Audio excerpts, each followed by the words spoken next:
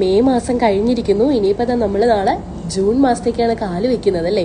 അപ്പോൾ ഇതാ സ്കൂൾ തുറക്കുന്ന സമയമായി. എല്ലാവരും കുഞ്ഞുമക്കളെ സ്കൂളിൽ വിടുന്ന തിരക്കിലൊക്കെ ആയിരിക്കും അല്ലയോ. ഞാനൊരു കാര്യം പറഞ്ഞോട്ടെ. ഈ ഇടയായിട്ട് എൻ്റെ ഒരു ഫ്രണ്ട് പറഞ്ഞതാണ്. അവൻ്റെ ചേട്ടൻ്റെ മോൻ 10ാം ക്ലാസ്സിലായിരുന്നു.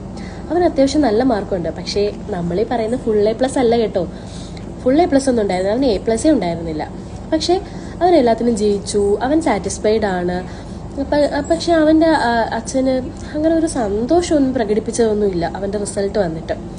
+1 അഡ്മിഷനൊക്കെ അവൻ പഠിച്ച സ്കൂളിൽ തന്നെ നേടാമെന്ന് വിചാരിച്ചു.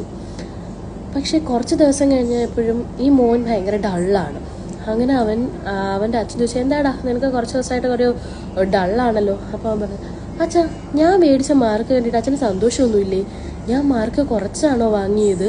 അച്ഛൻ ഹാപ്പി അല്ലേ എന്ന് ചോദിച്ചു. അപ്പോൾ ചോദിച്ചു, അതെന്താടാ ഇപ്പം ഇങ്ങനെ ഒരു തോന്നൽ എന്ന് ആ ചേട്ടനും ചോദിച്ചു. എന്തുകൊണ്ടായിരിക്കും ആ മോൻ ഇങ്ങനെ ഒരു ചോദ്യം ചോദിച്ചിട്ടുണ്ടായിരിക്കുക അല്ലേ? അവനെന്തോ ഫീൽ ചെയ്യുന്ന പോലെ, അവൻ നല്ല മാർക്ക് വാങ്ങിയില്ലല്ലോ എന്ന് ഒരു റിഗ്രറ്റ് പോലെ. അച്ഛൻ സാറ്റിസ്ഫൈഡ് ആണോ, അച്ഛന് സന്തോഷമില്ലേ എന്നൊക്കെയാണ് അവൻ ചോദിക്കുന്നത് അല്ലേ.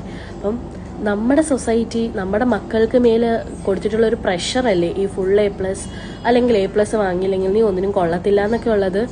യഥാർത്ഥത്തിൽ അവൻ പഠിച്ചു, അവനെ കൊണ്ട് കഴിയുന്ന മാർക്ക് മേടിച്ചു അല്ലേ.